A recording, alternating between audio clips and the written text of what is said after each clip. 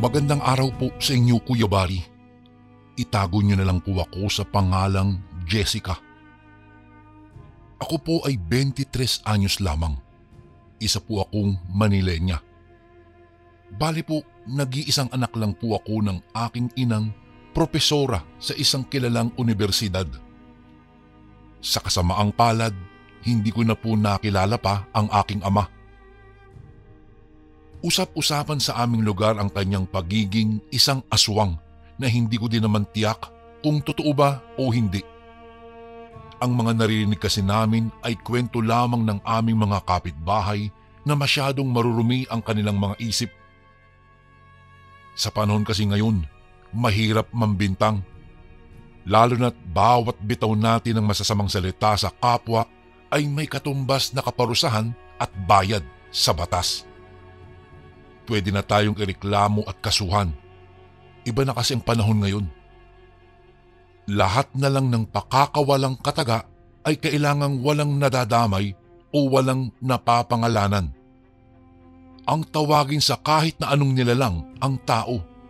Pagmumurahin man ito o ipahiya ay hindi pinapalusot ng mga alagad ng batas oras na ang isang ususera ay naireklamo. May karampatang parusa ukol rito.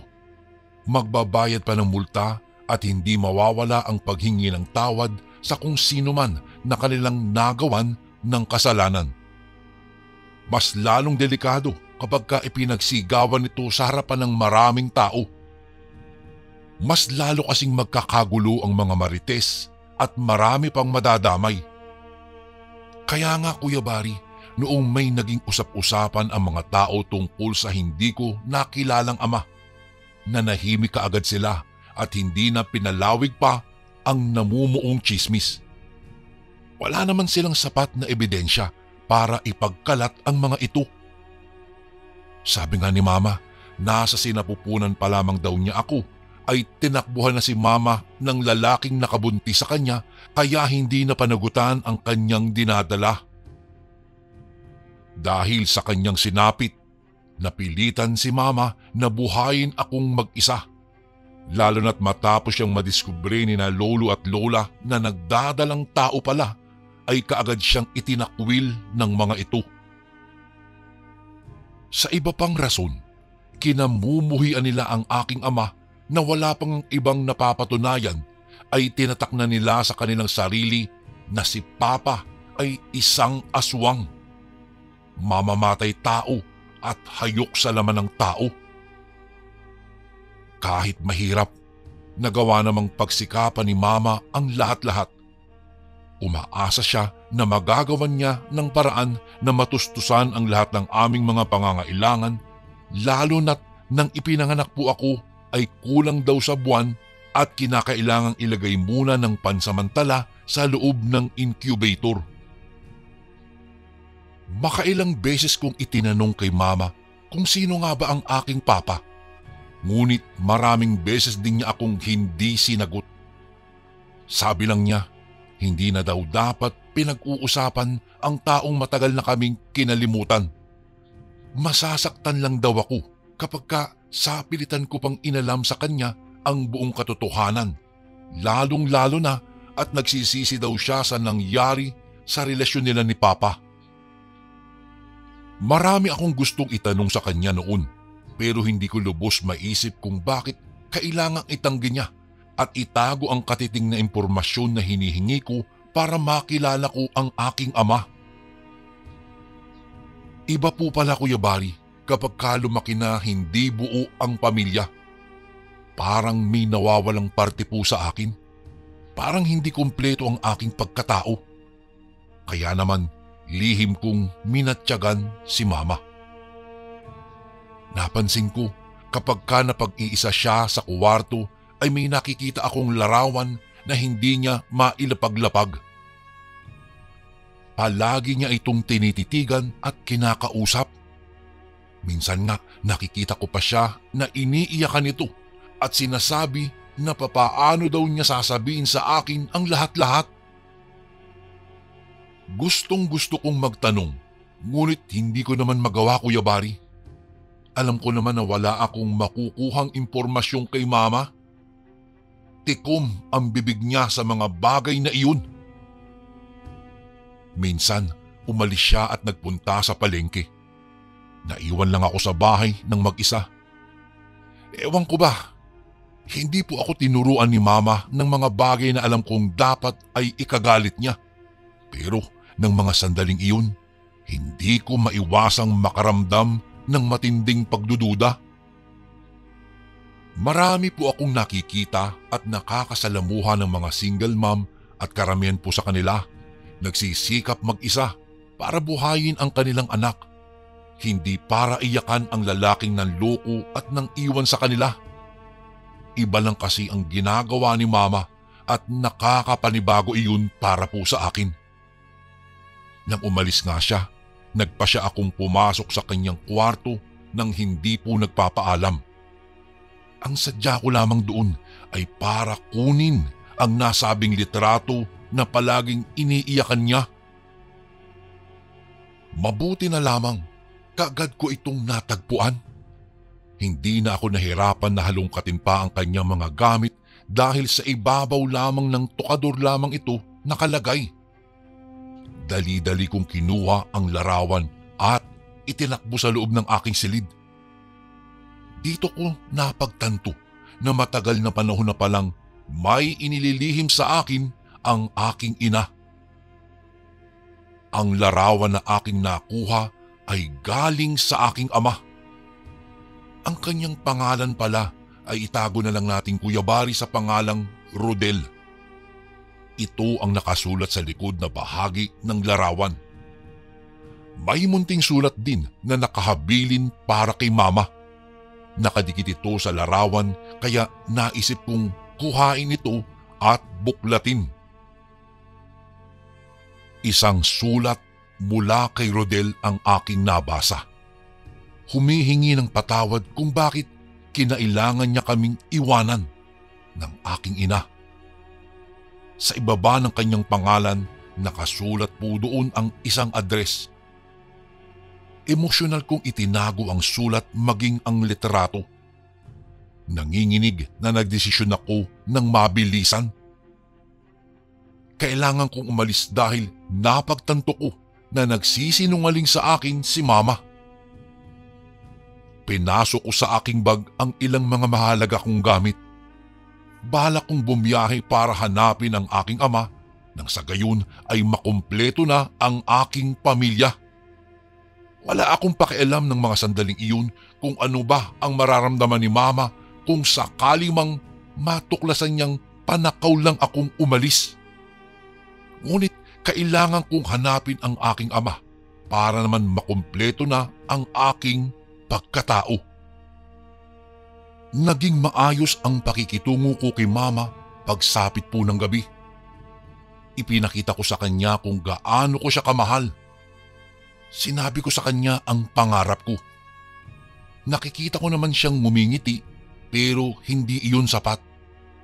Kaya nang mahiga kami para matulog na, sinigurado kong hindi siya mag-aalala sa gagawin kong pag-alis.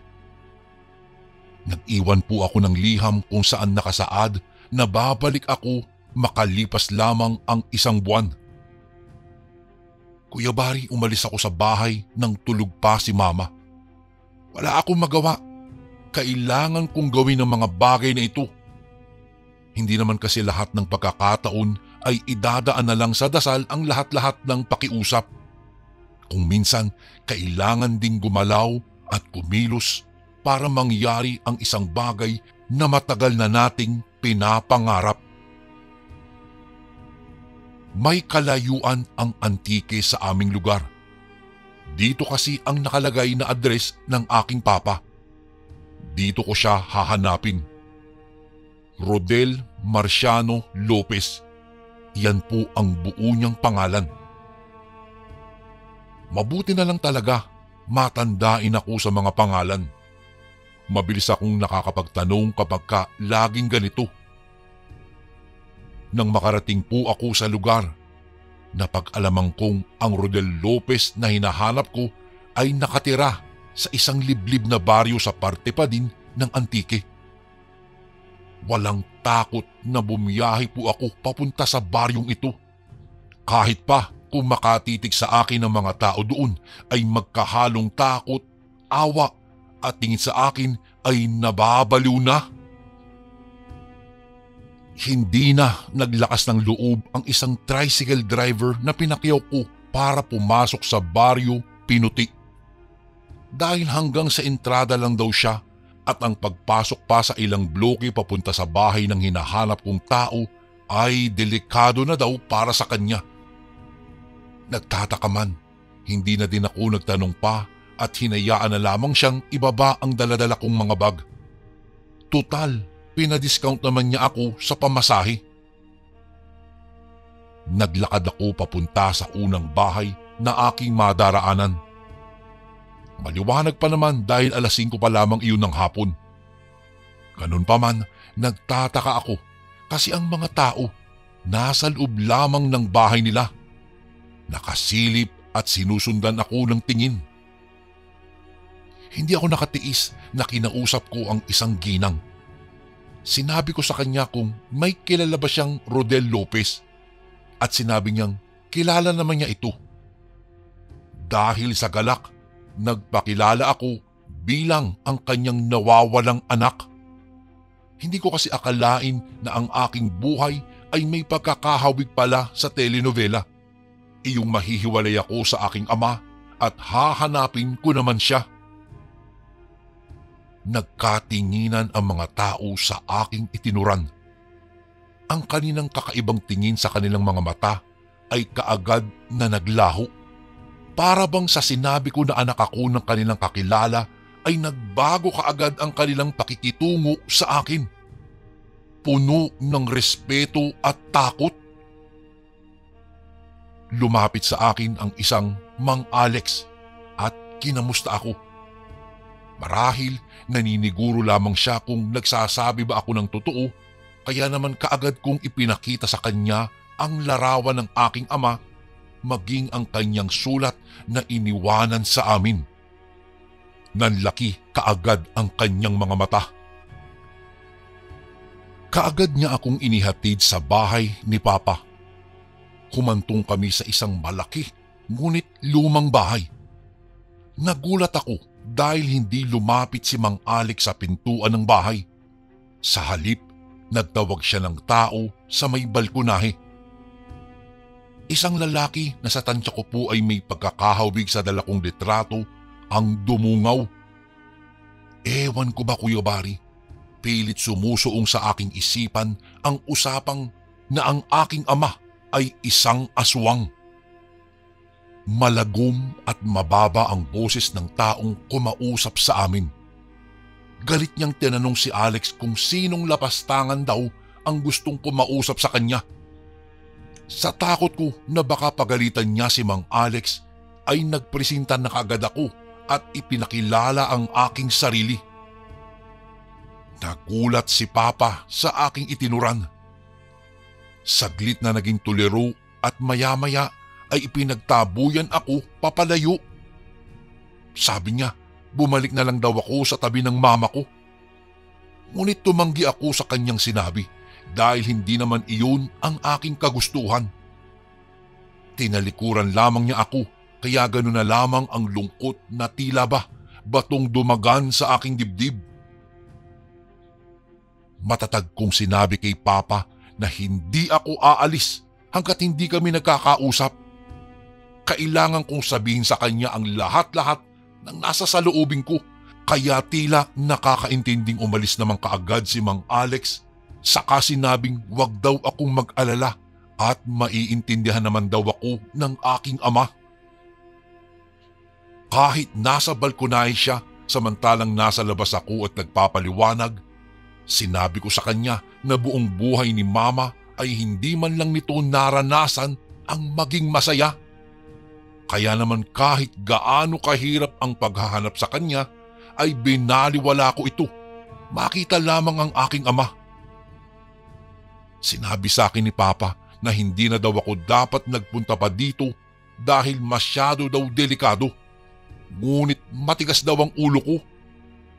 Alam ko naman iyong Kuya Bari, kaya bilang pagpapakita sa kanya ng aking katatagan ay nanatili ako sa labas at naghintay hanggang sa papasukin niya ako na isang malaking pagkakamaling nagawa ko. Munti ka na akong mapahamak. Nakasandal lamang ako sa bench na nasa harapan ng bahay ni Papa nang may dumating sa bakuran na isang malaking itim na baboy. Noong una ay sumisigok-sigok lang ito. Hindi ko alam kung bakit bigla akong kinilabutan nang magtagal ang pag-iingay ng nasabing hayop. Ilang sandali lang, nagulat ako nang inatake ako ng malaking baboy. Makailang beses niya akong dinambahan, kaya gano'n na lamang ang pagkataranta ko. Ang kanyang mga atake sa akin ay kakaiba dahil ang bawat baon ng kanyang mga paa sa aking balat ay lumilika ng mahahabang kalmot na para bang nanggagaling sa isang mahabang kuko. Dito na ako napasigaw, Kuya Bari, dahil sa labis na takot.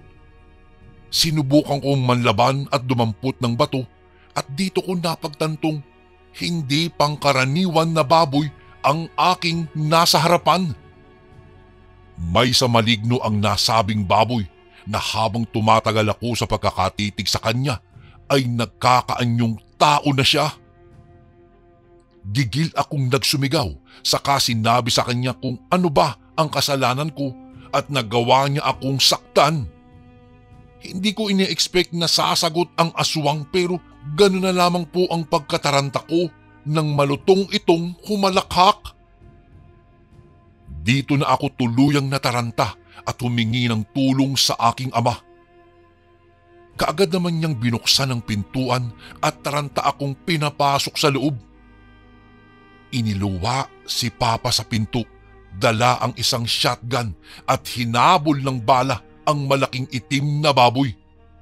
Ilang beses pa itong tila ba nanunuyo, kaya naman galit na sininghalan ni Papa ang aswang saka sinabing kahit uugod-ugod na raw ang baboy na iyon ay hindi pa din niya yayakapin ng tuluyan ang pagiging isang masamang nilalang. Marahas niyang ibinalya pasarado ang pintuan saka mahigpit akong niyakap. Tinanong pa ako ni Papa kung ayos lang daw ba ako, kaya napaiyak na lamang ako, Kuya Bari, dahil sa nadarama kong takot. Napakarami kong katanungan sa aking isipan. Mga bagay-bagay na hindi ko alam kung papaano ko lubusang maiintindihan kung hindi niya isisiwalat sa akin. Mabuti na lamang hindi siya naging maramot sa pagsasalaysay sa tunay na nangyari noong magbuntis daw si Mama sa akin. Ipinaliwanag niya na wala naman daw siya talagang balak na iwanan kami. Kaso lang, kailangan niyang gawin ito para mapanatili kaming ligtas. Kumunot lang ang aking noo at tila nagtatanong, Papa, hindi ko po maintindihan. Tumingin lamang siya sa akin at sinabing, dahil siya ay anak ng pinuno ng aswang. Nabigla naman ako sa tinuran niya, Kuya Bari. Ang baboy na umatake sa akin kanina ay isa lamang sa mga utusan ng kanyang ama. Hindi na daw siya nagulat na muntikan na akong ipapatay ng sarili kong lolo dahil gusto nga daw nitong yakapin na ni Papa ng tuluyan ang pagiging aswang. Isinilang na siyang may pagkakataong hindi pangkaraniwan. Ganun pa man, hindi siya katulad ng iba na ginagamit ang kakayahan sa kasamaan. Sa halip, siya ay pumasok sa pag-aalbularyo. Hindi daw ito nagustuhan ng kanyang ama, kaya makailang beses siyang ginugulo ng mga kasapi nitong aswang para magsawa na si Papa at tanggapin na ang mana nitong bertud. Ilang beses siyang inalok na ilang beses din naman niyang tinanggihan. Wala sa bokabularyo niya ang maging isang aswang. Lumikas daw si Papa nang wasakin na ng mga aswang ang tanging tahanan na kanyang tinutuluyan. Nagpunta siya sa Maynila kaya sila nagkakilala ng aking ina. Nang mga panahong iyon, nalalapit na siya sa edad na 21, kaya kung saan makakamit niya ang mga hindi pangkaraniwan na kakayahan na tataglayin ng isang malakas na pinunong aswang. Kaya niyang malaman kung may panganib bang naghihintay sa kanya. Naaamoy niya ang kalaban at nakikita sa malayo ang mga mahalagang tao sa buhay niya at kung ano ang ginagawa ng mga ito. Kaya daw hindi na siya nagulat nang makita ako dahil kilala daw niya ako. Noong araw, wala naman daw talaga siyang balak na iwanan kami. Ngunit nanganib daw ang buhay namin ni Mama nang sumugod daw sa kanilang tinitirhan ang mga kasaping aswang ni Lolo. Napilitan siyang labanan ang mga ito gamit ang kanyang kakayahang bilang isang aswang. Hindi pa man niya kayang magbago na anyo ay taglay naman niya ang lakas at bilis ng isang aswang. Ngunit may nakakita sa kanya at imbis na tulungan ay pinaratangan pang isang aswang. Nagulat si na Mama dahil nakarating ito sa kaalaman ng kanyang mga magulang. Inutos na hiwalayan daw niya si Papa na hindi naman niya ginawa. Kaya siya itinakwil ng mga ito. Ang totoo palang rason ay dahil aswang daw ang aking ama. Masakit man, napilitang iwanan ng Papa ang aking mama para tanggapin lamang itong muli ng kanyang mga magulang na hindi naman nangyari. Napilitan naman si Mama na buhayin ng mag-isa ang naging bunga ng pagmamahala nila ni Papa para na din sa binitiwan niyang pangako na hindi masasayang ang pagsasakripisyo ni Papa para lang mailigtas kami. Hilam sa luha ang aking mga mata nang matapos si Papa sa kanyang pagsasalita. Hindi ko akalaing matindi pala ang pagdurusang kanyang pinagdadaanan. Kung ang mga normal na tao ay marami ng sinasabi tungkol sa kahirapan at pagiging salot sa pamumuhay, mas masahol pa ang pinagdadaanan ng mga aswang. Halos lahat na lang ay pinoproblema nila. Mahigpit ko siyang niyakap at sinabing naiintindihan ko ang lahat-lahat at hindi ko siya pipilitin na makipagkita muli kay Mama kung talagang inaalala niya ang aming kaligtasan. Ayaw ko din naman siyang mapahamak dahil lang sa pagtatanggol niya sa amin. Iba na ang mundo ni Papa sa mundo namin ni Mama, kaya naman sinabi ko sa kanya na kahit ilang araw lang, hayaan ko muna siyang makasama nang sa gayon ay may maikwento ako kay Mama tungkol sa naging buhay niya. Sabi pa nga ni Papa, wala namang maganda sa naging buhay niya. Malungkot at nag-iisa. Dumarami lang ang tao sa kanyang bahay kapag ka-piyesta dahil ang mga aswang ay nagdidiwang din ng kapistahan na alay sa kanilang sinasambang anito. Sinabi ko sa kanya na tanggap ko naman ang lahat-lahat patungkol sa kanya. Kaya sa awa ng Panginoon, hinayaan niya ako na tumira muna sa kanya. Wala akong balak na sayangin ang mga sandali dahil may isang buwan pa ako para manatili sa kanyang tabi. Hindi ko na nga lang talaga alam kung ikakasaya ko ba o ikatatakot ang mga sandaling iyon na magkasama kami ni Papa sa iisang bubong. May itinuro siya sa aking kwarto kung saan daw ako dapat manatili. Pwede akong lumabas ng umaga hanggang hapon. Ngunit pagsapit daw ng gabi, lalong-lalo na kapag kakabilugan ng buwan, ay kailangang nakasara na at nakalak ang mga pintuan. At kahit ano daw ang mangyari ay wag na wag kong bubuksan ang pintuan. Tumalima naman ako sa lahat ng iniutos sa akin ni Papa. 6:00 pa lamang ay nakakulong na ako sa nasabing kwarto.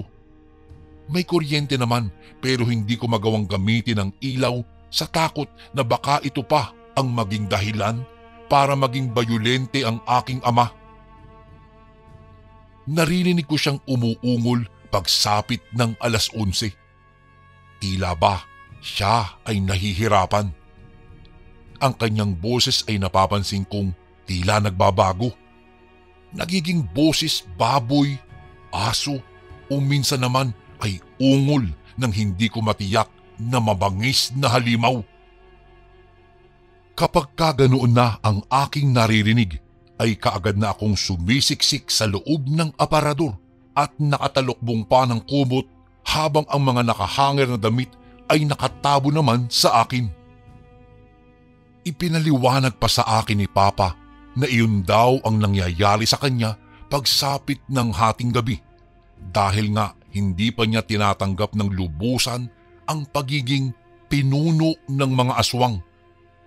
Kapag tinanggap na daw niya ito, magagawa na niyang kontrolin ang panibagong pagkatao. Ngunit kakailanganin niyang maging bayolente at kumitil naman ang buhay na siyang hahanap-hanapin na ng kanyang ginhawa hanggang siya ay nabubuhay. Sa umaga naman ay nagiging normal na tao lang si Papa. Palagi niyang kasama si Mang Alex na napag-alaman kong matalik niya palang kaibigan. Kalaunan, unti-unti ko nang natatanggap at nakikilala ang klase ng nilalang na kinabibilangan nila. Sila ay mga aswang gabunan. Ngunit ganun pa man, Kuya Bari, hindi sila masasama. Mabubuti silang nilalang. Nagawa lang nilang maging masama dahil sa kagagawan din ng mga tao. Sila ay inaabuso at sinasaktan. Pinapahiya at hinuhusgahan. Inaapi ng walang patutunguhan. Kaya naman kahit alam kong sila ay mga nilalang na nabubuhay sa dilim, kumampi ako sa kanila at naiintindihan ko sila. Kahit papaano, Kuya Bari, naging malapit ako sa mga nakatira doon.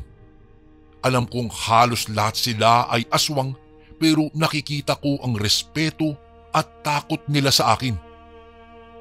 Ayon pa sa kanila, totoong sila ay mga aswang pero hindi sila kumakain ng tao. Tanging ang pinuno lamang nila ang may kakayahang gawing iyon, ngunit hindi ginagamit ni Papa ang bertud na nais ipamana sa kanya ng kanyang ama dahil natatakot siya na husgahan ko siya pagdating ng araw, kagaya ng ginawa ni Mama sa kanya. Umiyak ako at sinabing hindi ako kailanman magbibitiw ng salitang alam ko na ikasasakit ng kanyang loob. Inilahad ko sa lahat na hindi isang sumpa ang pagiging isang aswang. Sadyang wala lang kaming magagawa kung nakatadhana na kaming maging ganito. Ang tanging magagawa lang namin ay ipakita sa mga tao na mali sila sa ginagawang panghuhusga sa mga aswang, na sila ay katulad lang din ng mga normal na tao. May karapatang mabuhay sa mundo, iba lang sa nakagisnan ng mga tao. Kinagiliwan ako ng mga tao sa Baryo Pinuti. Kung dati ay natatakot ako sa katahimikang dala ng presensya ng mga nakatira dito, iba na po ngayon. Kaya naman nang magpaalam ako sa kanila, walang pagsidlan ng aming kalungkutan. Ayaw ko ngang umalis at ayaw din nila na lumayo ako. Sinabi pa nga ng mga nakatira doon na dalhin ko na lang daw si Mama doon sa baryong iyon at sila na ang bahalang promotekta sa amin. Magandang ideya naman ang sinabi nila, ngunit komento naman ni Papa, delikado daw ang bagay na iyon. Mas madali kaming matutuntun ng kanyang ama, ang aking lolo, para patayin, nang sa gayon ay wala nang panghahawakan pa si Papa para manatiling tao. Matapos magpaalaman, umuwi ako sa Maynila, dala ang isang magandang alaala para sa aking ina. Gusto kong ibahagi sa kanya ang tuwa na aking nadarama nang makasama ko ang aking ama. Ngunit ang ngiti sa aking mga labi ay kaagad na naglaho nang sa halip na si Mama ay isang lamay ang aking naabutan. Umiiyak na sinalubong ako nila Lola, ang ina ng aking mama. Natagpuan daw nilang patay na si Mama. Maraming kalmot sa katawan at may kagat sa liig. Sabi nila, kagagawan daw ito ng mga aswang. Nais pa sana nilang pagbintangan si Papa, pero nagalit ako at sinabing walang kasalanan si Papa dahil kasama ko siya sa lahat ng pagkakataon. Sinubukan kong magpunta sa albularyo at nagpatawas.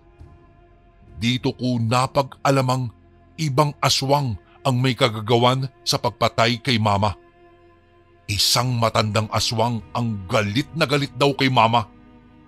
Nang dahil daw sa kanya ay tinalikuran ng kanyang sariling anak ang pamana.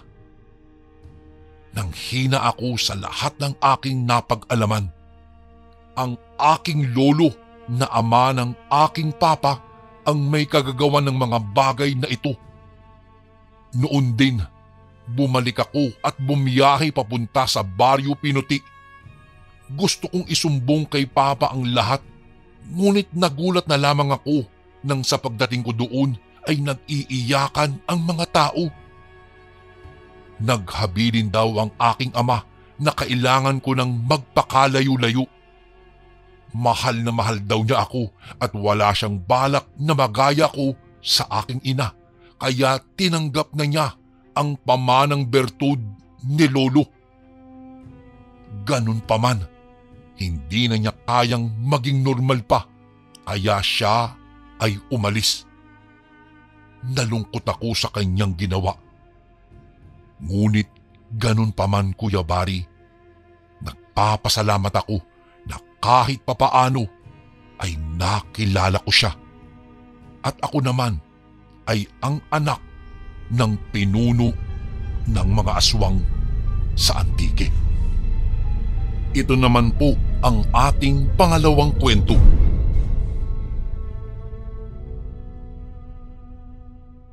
Hindi ko alam kung maniniwala ba ang karamihan sa inyo sa ikukwento kong ito. Pero gusto ko lang sanang sabihin na maraming nilalang ang nabubuhay sa ating mundo. Hindi natin ito solo. May mga nakahihindik na lihim ang ilan sa mga taong inaakala natin ay mababait, mapapagkatiwalaan at kahanga-hanga.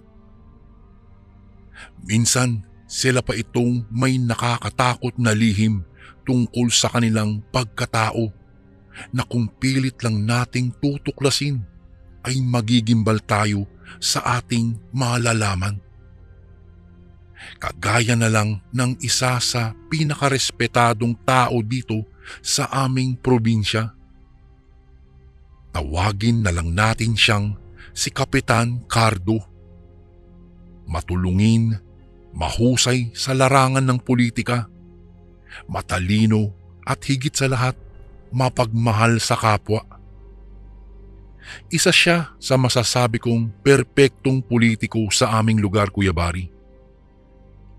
Walang napapabalitang kinurakot, inabuso o kahit na niloko.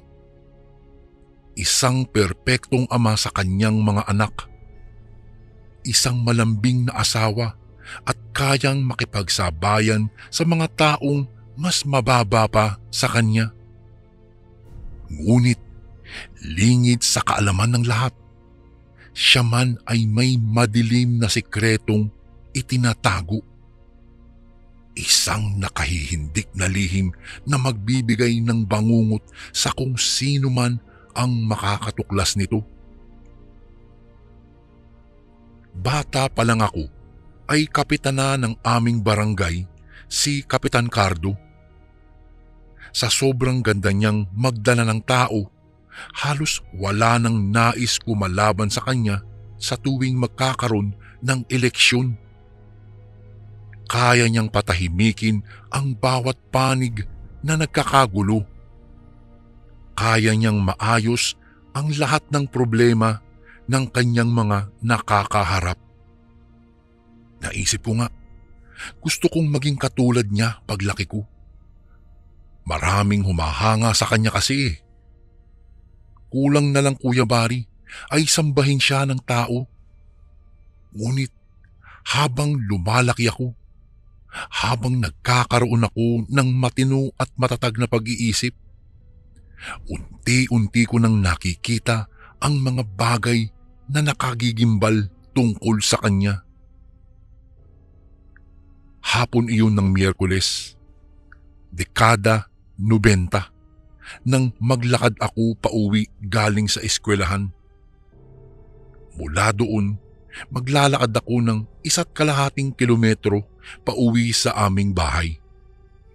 Sa kalsada ay marami akong madaraanan, mga tindahan, kapilya at ang barangay hall namin. Noong hapong iyon, nadaanan kong maraming tao sa barangay hall. Mukhang may pinagbabati na naman itong si Kap. Palibhasa kasi itong ilan sa mga aming kababayan ay walang ibang ginagawa kung hindi ang mangchismis at manira ng kapwa. Kaya kapag napapasubo na, ay walang nagagawa kung hindi humarap sa barangay hall para ipagtanggol ang kani-kanilang mga sarili. Isa sa nahagip ko ng tingin ay ang kilalang magnanakaw sa amin. Siya po si Elmer. Tingin ko po ay nasa 30 na ang edad niya, ngunit wala pang matinong ginagawa sa buhay. Nakakainis nga, Kuya Bari, dahil pabalik-balik na lang siya sa kulungan, tapos lalabas na naman. Hindi ko tuloy alam kung may balak ba siyang magbago pa o wala na. Mukhang siya ang inirereklamo dahil nakikita ko itong si Aling Lorna na tila galit na galit habang dinuduro siya. Mukhang may ninakaw na naman ang kumag at nahuli kaya ipinabarangay. Dahil sa kuryosidad, naisip kong makinig sa usapan nila kahit hindi naman ako kasali. Gusto ko lang kasing malaman kung ano ang gagawin ni Kapitan Cardo para mag-ayos sina Aling Lorna at Elmer. Narinig kong pinakakalma ni Kap ang ginang at pinagsabihang papalitan na lang ang lahat ng ninakaw ni Elmer, kaya naman tumango-tango na lang itong si Aling Lorna. Hindi nila alam na minamatyagan ko sila dahil nasa likurang bahagi ako ng silid kung saan may mga bintanang nakabukas para makapasok ang hangin. Noong umalis na ang ginang, si Elmer naman ang binalingan ng tingin ni Kap, sabay sabing magbabago na daw ang lalaki mamaya. Na para bang sigurado siyang magbabago na nga ito. Hindi ko alam kung papaano niya gagawing maging mabuting tao itong si Elmer pagkatapos ng simpleng pagkausap sa kanya ni Kap. Ngunit nagulat ako nang isara nila ang pinto at igapos ang lalaki sa kinatatayuan nito. Walang kaalam-alam ang mga tao sa labas, lalo na't nagkanya-kanya na sila sa pag-uwi. Kaya naman nag-aalalang tiningnan ko si Kap habang nanlilisik ang mga mata niyang nakatingin kay Elmer. Si Elmer naman ay nakakapagtakang hindi man lang makapagsalita. Tila ba nakakita siya ng nakakatakot na mukha kaya hindi man lang niya magawang ibuka ang kanyang bibig. Ako naman ay bahagyang yumuko sa takot na malaman nilang pinanunood ko sila. Kadena ang itinali nila kay Elmer. kaya hindi ito makawala. Maya-maya'y nilapitan ang lalaki ni Kap, saka siya nagsalita. Anya, lahat daw ng mga masasamang tao ay buburahin niya sa mundo. May mga taong yumao na at mababait ang nararapat lang na muling mabuhay at ipalit ang kanilang katauhan para maging mas maayos ang mundo. Narinig kong nanginginig na nagtanong si Elmer kung ano ba ang ibig niyang sabihin. Kung kaya humalakhak naman si Kapitan Cardo. Naggulat ako nang itaas ni Kap ang kanyang kamay at pinakita ang humahaba niyang mga kuko. Hindi ko alam kung ano ang dapat kong maramdaman noong mga sandaling ito, Kuya Bari. Biglang nag-iba ang tingin ko kay Kapitan. Parang naging iba siyang tao. Ang mga mata niya ay biglang namula. Bumangis at nakakatakot. Maya-maya'y nagkaroon siya ng matutulis na pangil at mahabang dila na kayang pumulupot. Walang babalang bigla niyang kinalmot ang dibdib ni Elmer. Saglit lang na napaigtad ang lalaki. Maya-maya lang nanginig ang tuhod ko nang makitang may biglang pumatak na dugo sa paahan ni Elmer. Kaunti lang iyon hanggang sa animoy gripo itong sumisirit. Hindi pa nakontento si Kapitan Cardo at winakwak pa niya ang dibdib ni Elmer. Hinugot niya ang mga laman loob ng lalaki at walang habas na nilantakan ito. Pakiramdam ko, ako ang nanghihina dahil sa aking mga nakita, Kuya Bari. Hindi ko kayang tagalan ang kanyang ginagawa. Bumakas ang dugo sa mukha ni Kapitan, ngunit hindi niya ito ininda. Sa halip, tinawag niya ang kanyang sekretarya at dalhin sa lihim na silid ang katawan ni Elmer upang isagawa ang pagbabaon ulit ng puso ni Kuya Greg. Nagulat ako. Hindi ko alam kung papaanong nasa kanya ang puso ni Kuya Greg. Ano ba ang gagawin niya rito? Dahil sa labis na kuryosidad ay sinundan ko siya hanggang sa lihim na kwartong sinasabi niya. Kabisado ko ang buong lugar na nasa loob ng barangay hall. Alam ko dahil madalas ako doon.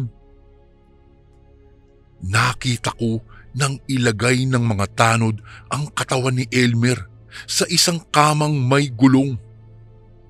Itinulak nila ito papunta sa silid na iyon.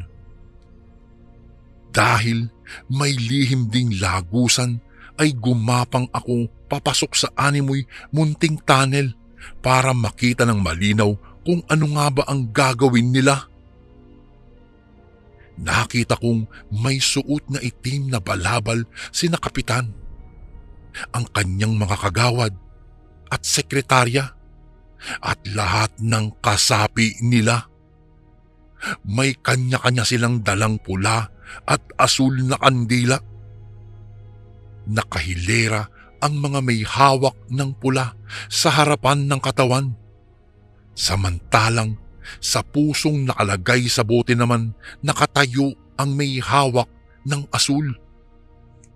Nagdarasal sila ng mga lengguwaheng hindi ko po maintindihan. Ilang saglit lang, kinuha ni Kap mula sa pagkakababad sa bote ang puso at inilagay sa katawan ng yumaong si Elmer. Maingat nila itong ginawa saka tinahi ang kanyang dibdib at muling dinasalan. Hindi ko alam kung anong klaseng ritual iyon, Kuya Bari, pero para sa akin ay hindi ito maganda. Muli akong gumapang palabas para umuwi na. Hindi ko po talaga kayang tagalan sa panonood ang kanilang ginagawa. Karumal-dumal ang krimen na aking nasaksihan. Matamlay akong nagpatuloy sa paglalakad. Nang makarating sa bahay, nagmano ako kay nanay. Saka nagpaalam na aakyat muna sa aking kwarto. Minsan ko nang inisip na may perpektong pamilya ako. Pero yung totoo, nakakahiya ang lahing pinagmulan ko po. Hindi ko pa po nasasabi sa inyo, Kuya Bari. Pero tatay ko, si Kapitan Cardo. Alam ko kung anong klaseng nilalang siya. Siya ay isang aswang. Isang mataas na uri ng bangkilan na kayang bumuhay ng mga kalahi niyang aswang na yumao na sa pamamagitan lamang ng ritual. Sila ang tinatawag na aswang na mangkukulam. Walang imposible para sa kanila. Kaya nilang gawin ang lahat. Siguro maliban na nga lang sa pagpunta sa langit. Mga alagad kasi sila ng dilim. Matamlay ulit akong bumaba nang marinig ang pagtawag ng aking nanay. Oras na po kasi para maghapunan. Nang dumulog ako sa mesa, nakita ko sina Tatay at Elmer. Magkatabi sa upuan at masayang nag-uusap. Lumiwanag ang mukha ni Elmer nang makita ako, pero alam kong hindi na siya ang tunay. Kilala ko kasi ang ngiti niya. Alam kong siya ang aking si Kuya Greg. Nagsalita si Tatay at sinabing nagbalik na si Kuya. Hindi na kami mamamatay pa. Kaya na niya kaming buhayin anuman ang mangyari. Higit sa lahat, kami ang magmamana ng kapangyarihang taglay niya para tumulong sa ibang tao. Matagal ko nang alam na ginagawa niya ito, Kuya Bari. Hindi ko lang talaga mapagsabihan ang aking ama na itigil na niya ang kahibangang ito. Ginawa niyang alipin ang lahat ng tao. Lalo na binubuhay niya ang lahat ng yumao kapalit ang kaluluwa ng mga masasamang tao. Marahil lumulutang na ngayon ang kaluluwa ni Elmer sa alapaap. Hindi alam kung saan pupunta dahil sa biglaan niyang pagpanaw. Wala akong nagawa, Kuya Bari. Kung kaya't pumikit na lang ako at humingi ng tawad sa Panginoon sa hindi na mabilang na beses. Masama ang aking pamilya. Hindi ko kayang tanggapin ang kanilang paraan para makamit lang ang kapayapaan sa aming lugar. Napayuko ako. Oo nga at nakakatulong kami. Ngunit sa madilim na paraan naman. Pumapatay kami para mabuhay ulit at hindi ako sang-ayon sa paraang iyon. At hindi ko kailanman gugustuhin na mapabilang sa lahi ni Tatay. Kesihodang siya pa ang ama ng aming bayan. Lingid sa kaalaman ng lahat, madilim ang sikreto ni Kapitan. At ito naman po ang ating pangatlong kwento. Magandang araw po sa inyo, Kuya Bari.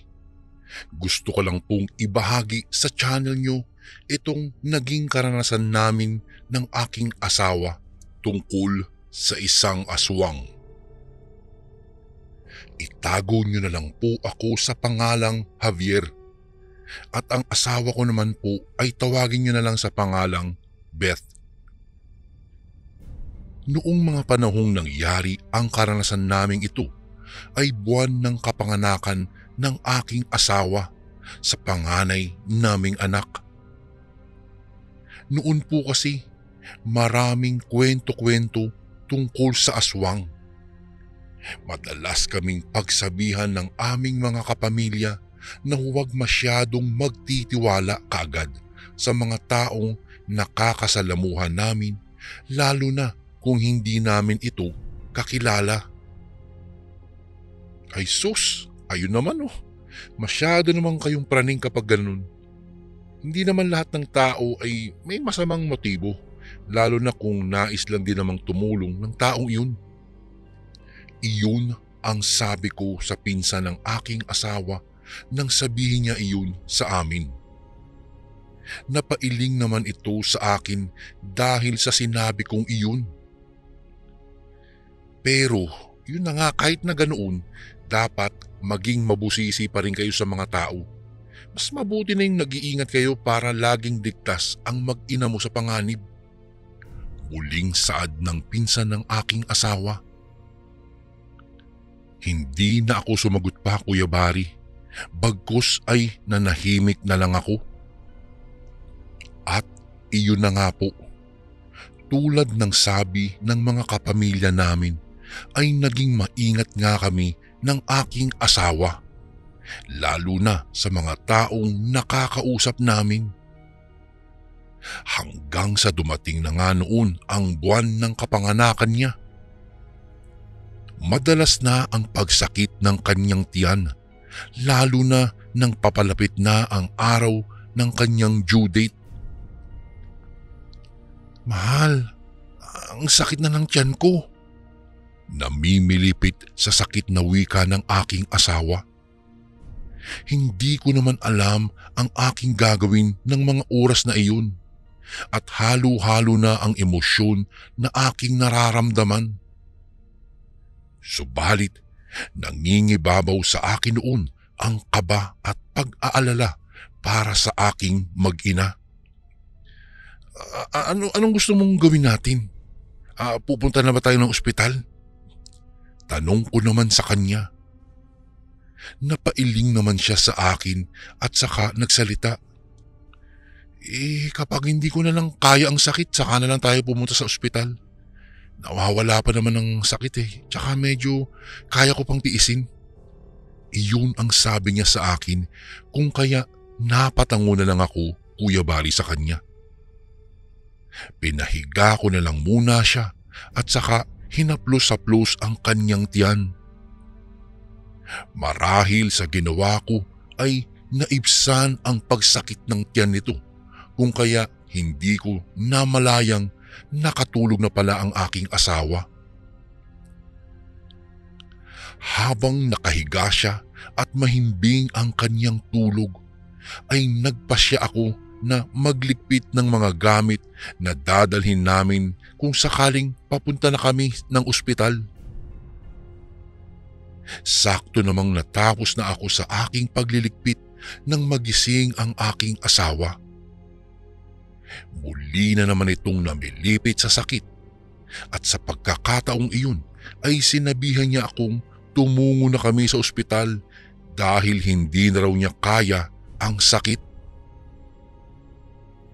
Inalalayan ko na lang siya at saka kinarga ang mga gamit na dadalhin namin.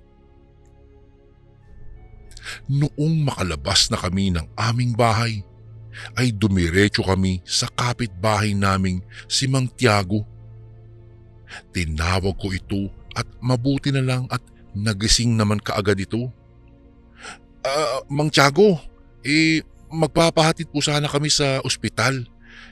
Masakit na po kasi ang tiyan ng asawa ko. Tingin ko po manganganak na po siya. Wika ko kay Mang Tiago. Dali-dali naman siya sa kanyang pagkilos at saka inalalayan ako sa aking asawa. Pinasakay namin ito sa minamaneho niyang jeepney at saka umalis na roon. Medyo may kabilisan ang pagpapatakbo ni Mang Tiago ng kanyang jeep dahil inaalala nitong baka manganganak na nga ng mga oras na iyon ang aking asawa. Naku! Nagulat ako nang magsalita si Mang Tiago. "O, Mang Tiago, bakit po? May problema ba?" Tanong ko naman sa kanya. Tila nagdadalawang isip naman siyang sabihin sa akin kung ano ang problema. Kung kaya muli ko siyang tinanong. Sa katunayan kasi hindi ko naayos itong jeep kanina. May problema ata yung makina nito kanina kaya bigla tayong tumigil. Tugon nito sa akin. Parang mauubusan na rin yata tayo ng gasolina. Kaya kailangan ko munang maghanap ng mabibilhan para makaalis tayo rito. Muling wika pa niya. Napatango na lang ako sa kanya kaya umalis na siya. Nakatulog naman ang aking asawa kung kaya kahit papaano ay nabawasan ang pag-aalala ko sa kanya. Noong makaalis na nga noon si Mang Tiago ay hindi ako lumabas ng kanyang jeep dahil binabantayan ko ang aking asawa.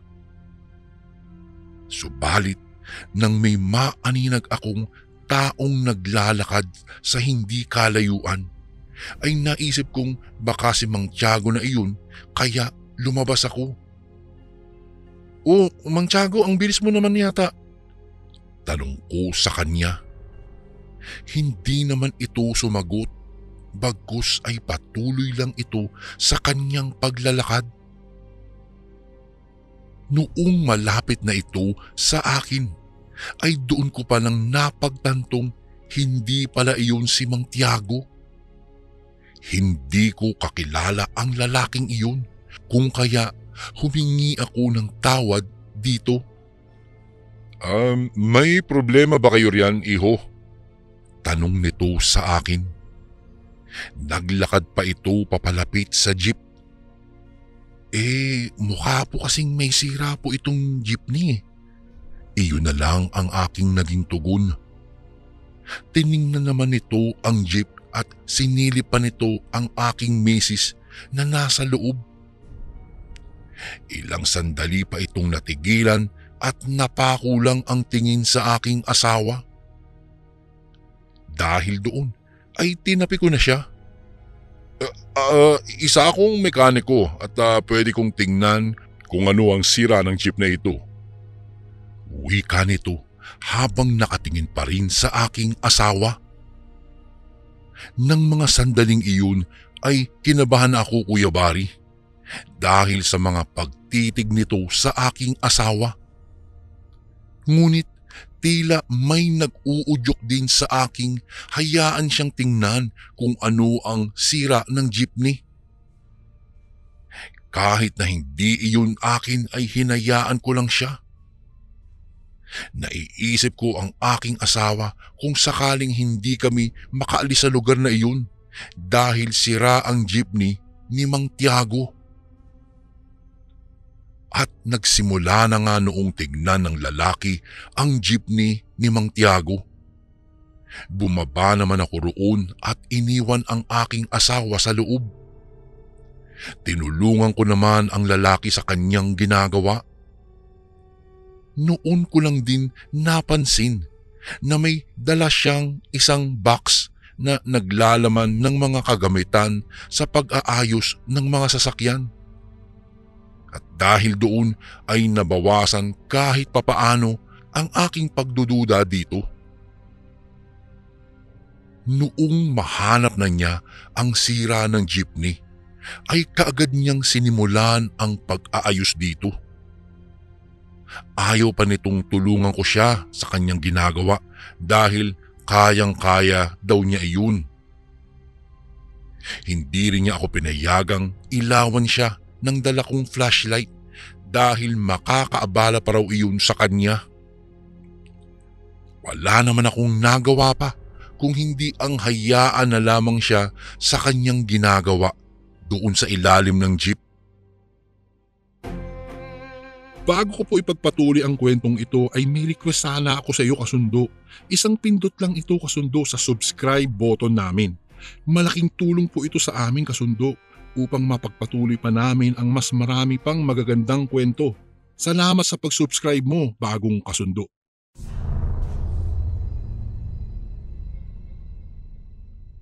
Makalipas naman ang ilang minuto ay hindi pa rin umaalis sa ilalim ng jeep ang lalaki.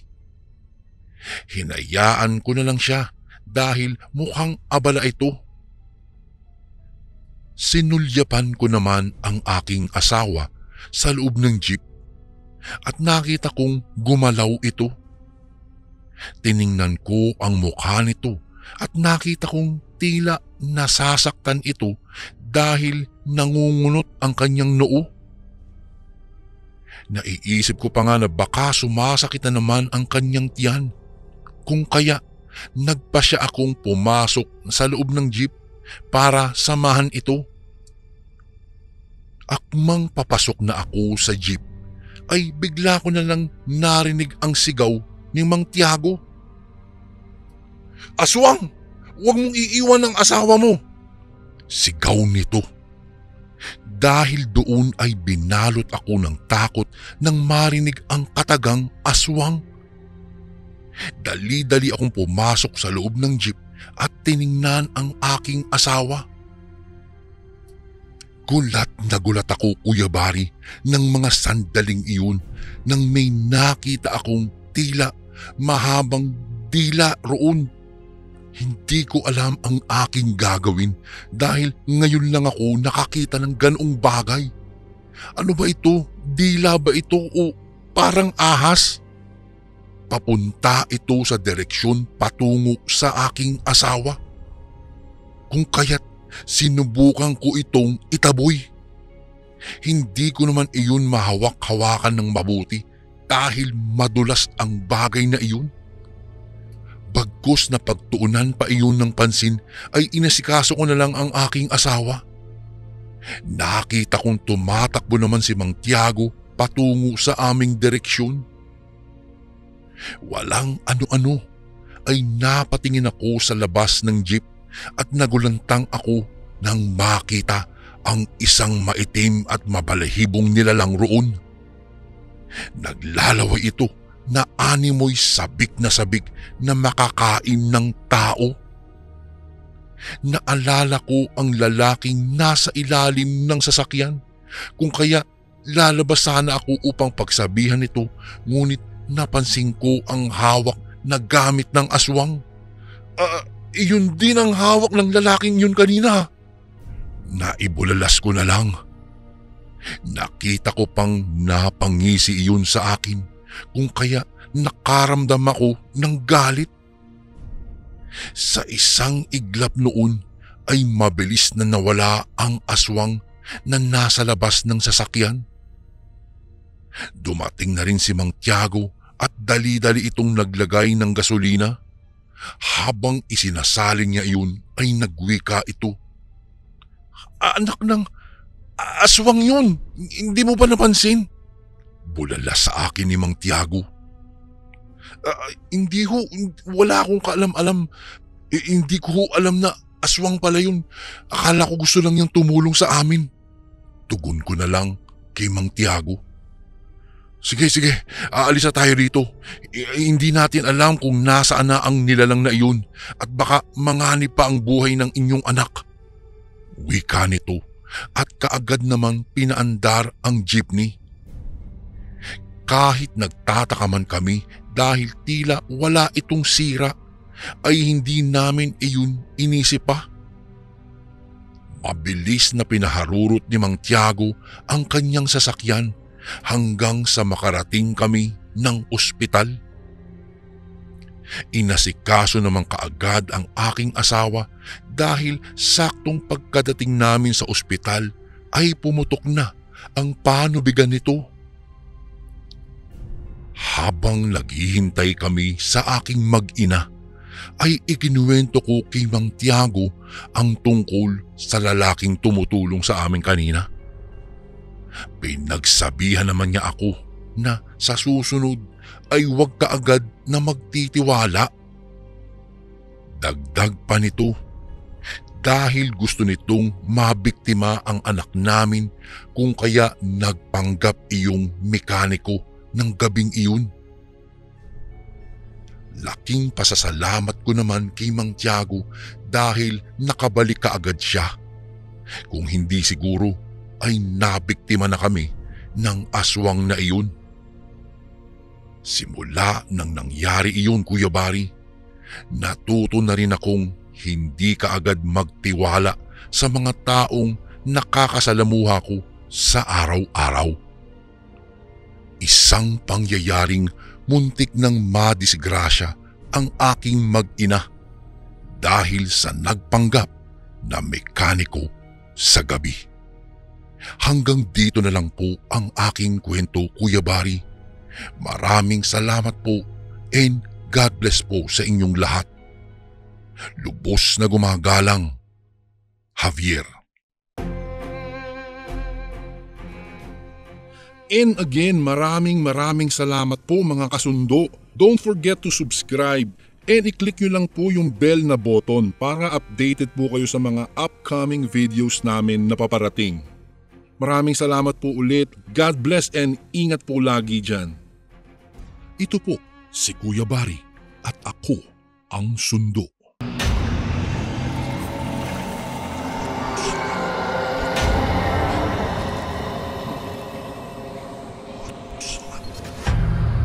Ang sundo.